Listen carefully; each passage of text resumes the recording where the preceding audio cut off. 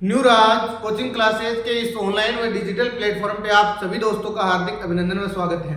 जैसा आपको विदित होगा, मैं एसएससी जीडी के लिए एक श्रृंखला लेके आया हूँ, आपको पॉलिटिकल साइंस कंप्लीट करवाऊंगा। तो मैंने संविधान सभा का पार्ट नंबर 1 डाल दिया था। उसमें डाला मैंने संविधान सभा क्या है, संविधान सभा के बारे में महत्वपूर्ण कथन क्या है। अब मैं आपको ये बताऊंगा कि कैबिनेट मिशन ने किस प्रकार से चुनाव हुए, मुस्लिम लीग ने बहिष्कार किया, रियासतों ने बहिष्कार किया, तमाम बातें आपको इस वीडियो में देखने को मिलेंगी। इस वीडियो को लगातार इस वीडियो पे बने रहना और कंप्लीट इस वीडियो को आप देखना, कहानी के रूप में बड़े अच्छे तरीके से आपको बताने वाला हूं। ये बात आपको मैंने बता दी, इसको अगर आपने ये वीडियो नहीं देखा तो उस पर जाके आप देख लेना। कैबिनेट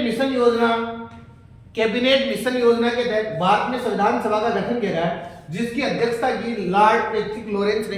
प्रश्न आता है कैबिनेट जो मिशन था उसका अध्यक्ष कौन था, तो आप कहोगे लॉर्ड पैट्रिक लॉरेंस था। दो अन्य सदस्य थे सर स्टीफन क्रिप्स और एवी अलेक्जेंडर। इस योजना के तहत उन्होंने कहा कि संविधान सभा में 389 सदस्य होंगे। इतनी बात हमारे देश में जो कैबिनेट मिशन आया था, उस कैबिनेट मिशन ने कह दिया कि 389 सदस्य संविधान सभा में होंगे, ये लोग संविधान का निर्माण करेंगे। फिर इन 389 सदस्यों को मतलब डिवीजन किया गया। 296 सदस्य तो निर्वाचित होंगे, 93 मनोनीत थे। और आगे आपको मैं बताऊंगा इनमें क्या क्या आगे डिटेल्स है। 292 सदस्य थे, कहां से थे, प्रांतों से थे, और रियासतों से थे 93 सदस्य। ये 389 सदस्यों को डिफाइन किया गया था। तो 389 सदस्य उनको अलग अलग भाग में, अलग अलग टुकड़ों में उनको बांट दिया जाता है। 4 चीफ कमिश्नर क्षेत्र थे, 4 थे। अजमेर था, कुर्ग था, बलूचिस्तान था और दिल्ली था। ये बड़ा मतलब यहाँ एक माजरा समझने वाली बात है कि अजमेर मेरवाड़ा से कौन चुन के आया था, कौन सिलेक्ट हो गया था, तो मुकुट बिहारी भार्गव आया था। कुर्ग कर्नाटक से कौन चुन गया था, सीएम पुनकर चुन गया था। बलूचिस्तान से कौन आया था, ये जो बलूचिस्तान का है पाकिस्तान में, और दिल्ली से कौन आया था, आसफ अली या देश बंधु गुप्ता आए थे। ये अति बात पल्ला पड़ी था, आगे शुरू करा। देखो, रियासतों ने चुनाव का बहिष्कार कर दिया और ये रियासत वालों ने तो कहा हम तो राजा है, राजा ही बने रहेंगे। तो रियासतों ने जैसे बहिष्कार कर दिया तो अब उनमें 296 सीटों पे क्या हुए, चुनाव हुए। और जो चुनाव परिणाम था इस प्रकार से रहा। 208 सीट कांग्रेस जीती, 73 मुस्लिम लीग जीती और 15 अन्य लोगों ने जीती। अब मुस्लिम लीग ने भी बहिष्कार कर देती है, आगे जाके मुस्लिम लीग भी क्या कर देगी, बहिष्कार कर देगी। ओके, संविधान सभा के चुनाव में कुल 10 राजनीतिक, अब ये संविधान सभा का जो चुनाव हुआ इसमें कितने राजनीतिक दलों ने भाग लिया, तो 10 राजनीतिक दलों ने क्या लिया, इसमें भाग लिया। एक ऐसा कौन सा राजनीतिक दल था जिसको प्रतिनिधित्व नहीं मिला, तो वो थी हिंदू महासभा। हिंदू महासभा को इसकी स्थापना किसने की थी, 1915 में मदन मोहन मालवीय ने की थी। ये भी प्रश्न आता है कि चुनाव हुए इसमें कितने राजनीतिक दलों ने भाग लिया, आप कहोगे 10 ने लिया। एक ऐसा कौन सा था जिसको प्रतिनिधित्व नहीं मिला, हिंदू महासभा थी। इसका प्रेसिडेंट कौन था, इसका अध्यक्ष कौन था, तो उसका अध्यक्ष था मदन मोहन मालवीय। आगे हो विद्यार्थियों, ये 15 महिलाएं थी। अब प्रश्न ये आता है कि इन 15 महिलाओं में कौन सी महिला, संविधान में कुल महिलाओं की संख्या पूछे 15, लेकिन प्रश्न इस प्रकार का पूछते हैं कि संविधान की पहली बैठक में कितनी महिलाओं ने भाग लिया। ध्यान रखना, संविधान की जो पहली बैठक उसमें कितनी महिलाओं ने भाग लिया था, 10 महिलाओं ने भाग लिया था। एकमात्र मुस्लिम महिला कौन थी, बेगम अयाज रसूल थी। तो कहां से आई थी, फ्रांस से चुन के आई थी। आगे क्या है, ये संविधान सभा के बारे में अलग अलग लोगों ने अलग अलग रूप से कोट किया है, अलग अलग लोगों ने इनको अलग अलग क्या क्या कहा हमारे संविधान सभा के बारे में। ये आइवर जेनिक्स नाम का एक व्यक्ति है जिसने कहा संविधान को वकीलों का सर्वोच्च है। क्यों कहा, यह आइवर जेनिक्स वही है जिसने BN राव को सलाह दी थी कि तुम्हारे देश में अंबेडकर बहुत बड़ा विद्वान है, उससे आप संविधान लिखवाना अपना। तो वही आइवर जेनिक्स जिसने कहा कि उसमें संविधान सभा में जितने भी लोग हैं सारे वकील हैं, इसलिए इसने वकीलों का सर्वोच्च कहा। साइमन ने क्या कहा, संविधान सभा को हिंदुओं की संस्था बताया। अच्छा प्रश्न आता है कि साइमन ने क्या कहा, संविधान सभा को हिंदुओं की संस्था बताया क्योंकि हिंदू लोग वहां ज्यादा रिप्रेजेंट कर रहे थे। नेहरू, ये वेरी मोस्ट है, ये और तो बाकी मत याद करना चाहिए, आप ये याद कर लेना। संविधान सभा को चलायमान राष्ट्र की संज्ञा किसने दी थी, पंडित जवाहरलाल नेहरू ने दी। अब अपना देश का संविधान बनाते हैं हम। ये इतने दिन राम कहानी पढ़ रहे थे, संविधान क्या है, ये है वो है।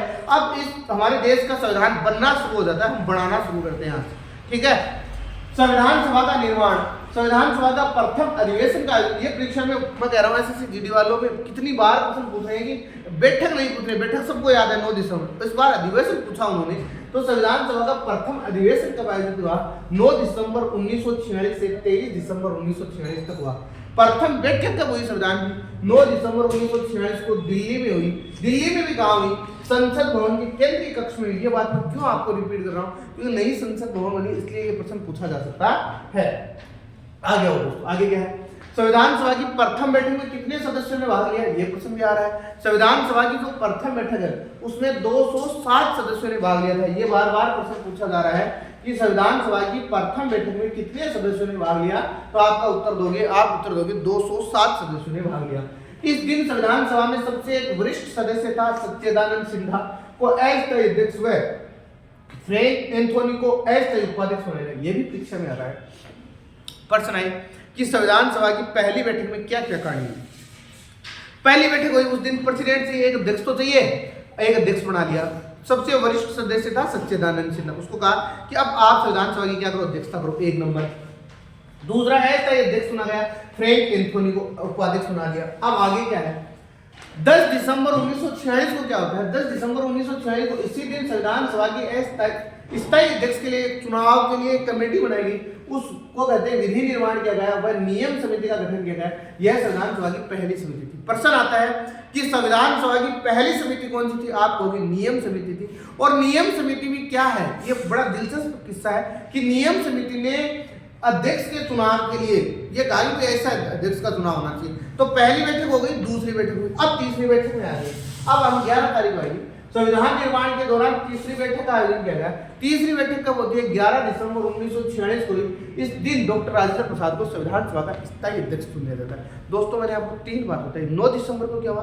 पहली बैठक हुई, सच्चिदानंद सिन्हा स्थायी अध्यक्ष बने, फ्रैंक एंथोनी को उपाध्यक्ष बनाया गया। दूसरे दिन नियम समिति बनी और तीसरे दिन डॉक्टर राजेंद्र प्रसाद को क्या बनाया गया? स्थायी अध्यक्ष। यही परीक्षा में प्रश्न आता है कि संविधान सभा के जो स्थायी अध्यक्ष डॉक्टर राजेंद्र प्रसाद को किस बैठक में चुना गया? तो तीसरी बैठक में चुना गया। अब आगे क्या है? आगे है कि संविधान निर्माण के दौरान 13 दिसंबर 1946 को नेहरू ने एक उद्देश्य प्रस्ताव पेश किया। ये उद्देश्य प्रस्ताव वही है जिसको संविधान की प्रस्तावना, संविधान की आत्मा, संविधान की कुंजी कहा जाता है। इसका समर्थन किसने किया था? ये परीक्षा में आया, एसएससी जीडी में आया है प्रश्न कि पुरुषोत्तम दास टंडन ने इस प्रस्ताव का क्या है? समर्थन किया था। 22 जनवरी 1947 को यही उद्देश्य प्रस्ताव क्या हो जाता है? पारित हो जाता है।